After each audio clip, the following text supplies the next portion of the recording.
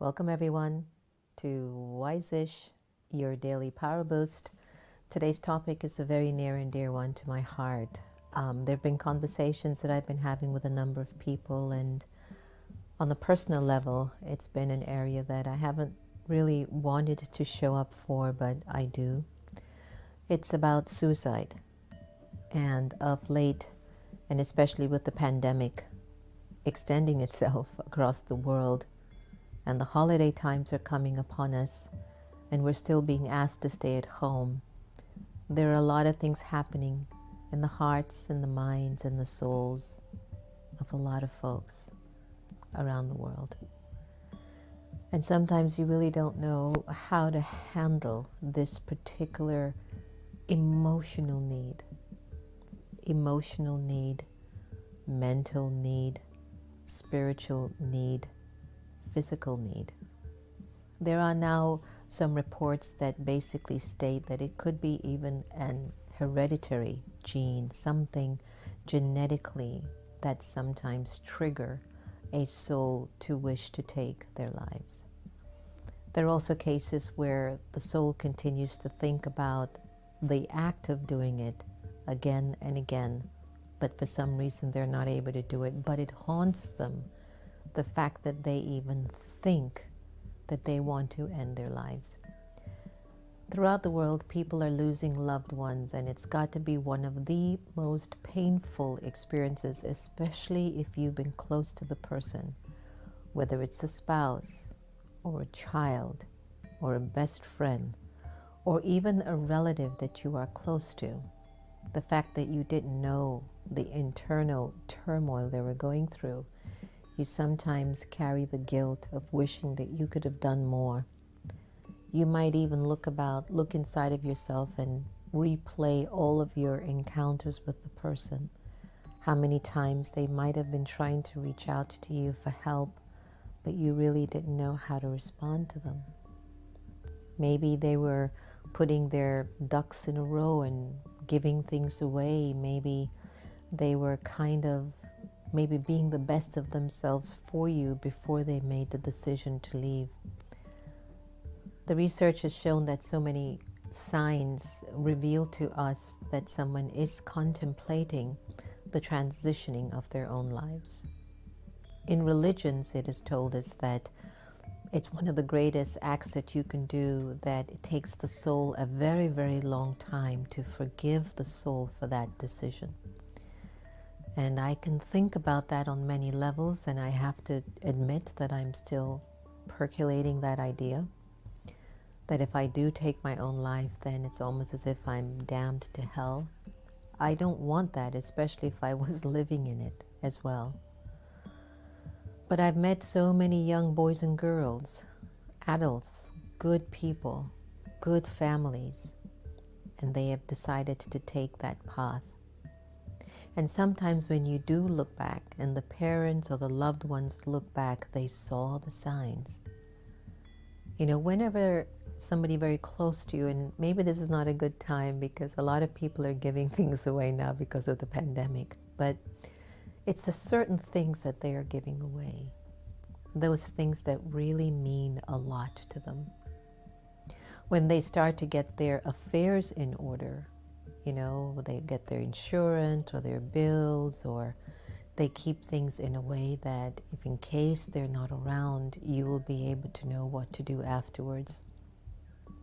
But also if they're becoming more detached, more isolated from the family gathering, when they no longer really want to be with you, even though you know there's love.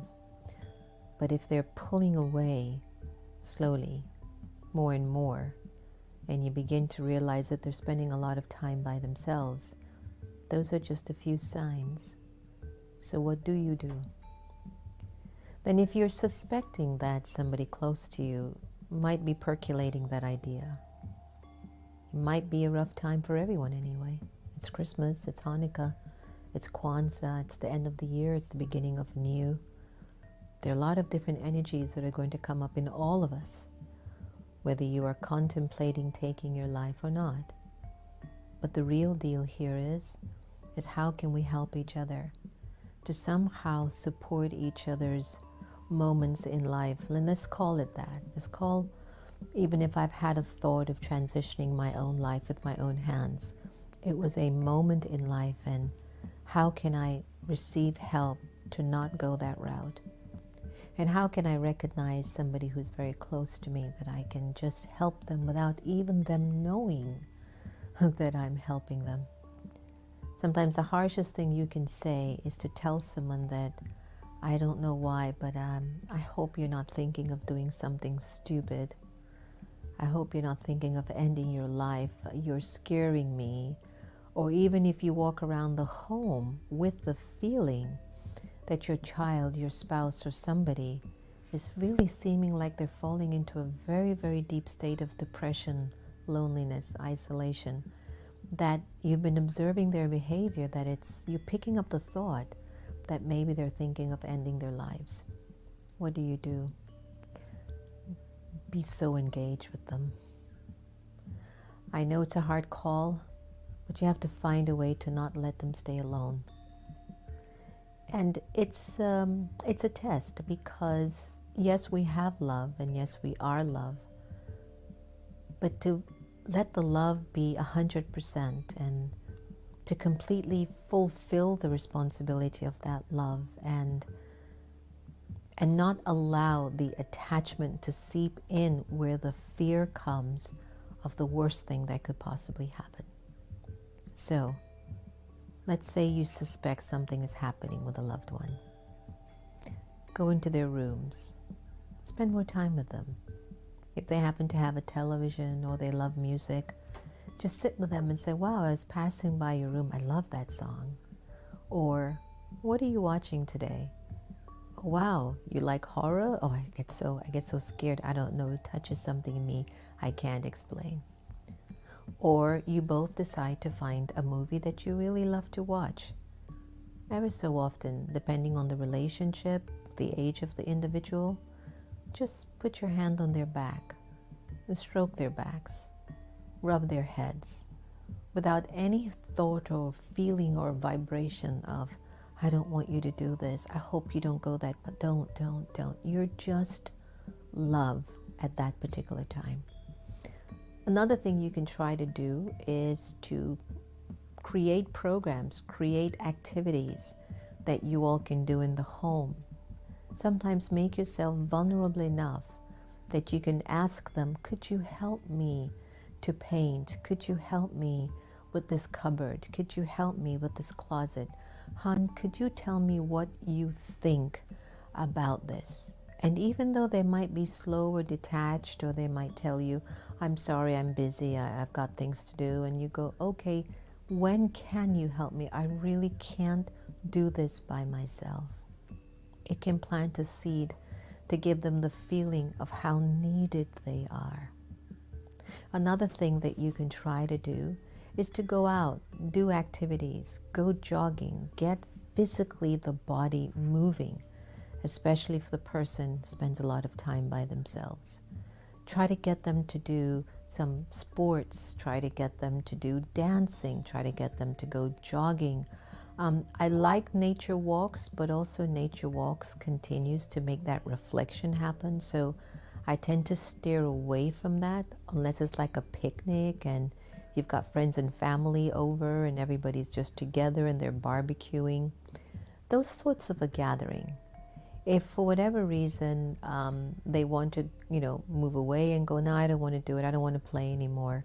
I just want to go in the room. Just say, okay, then why don't you just give me 5 more minutes and I'll wrap up the game, or we'll wrap this up and I can come in with you. Okay. Because remember, what you're trying to do is to redirect the pattern of thinking that that person might not have any power over at that particular moment in their lives. So you're looking for all these particular methods to assist that soul that you love so deeply, so purely. One of the things that I've often enjoyed suggesting is, you know what the soul's favorite food or foods are? Make them. If it's not anything that you make at home and it's something that you order like a pizza, order it. But it will take a little extra energy from you, no doubt. But the benefits and the reward will be grand. Do know that still we're not quite sure why an individual develops those patterns of thoughts and find it really hard to stop. We also don't know why sometimes they actually go to that length and actually do it. Did you know that the cause of the most deaths in India is by suicide? Were you even aware of that? There are other countries around the world that also have similar statistics. Whether it's the pressure of family, the pressure of caste, the pressure of economy, maybe even the pressure of having made a choice or a decision that you regret. Life is beautiful. It's beautiful. And a part of its beauty is the ups and downs. If it was always bright and rosy and cheery, I think it would be boring. There's something mysteriously connected to those down moments, those periods in your life where it feels like it's all falling apart for you. But that can be a gift. It's the gift that perhaps will open up your third eye of wisdom to tell you how great, how beautiful, how powerful not only life is, but how your life is. So on whatever side of the spectrum you might be, as we're approaching this holiday season, on behalf of all of us here, please, please, find the silver lining in it all. Talk to someone.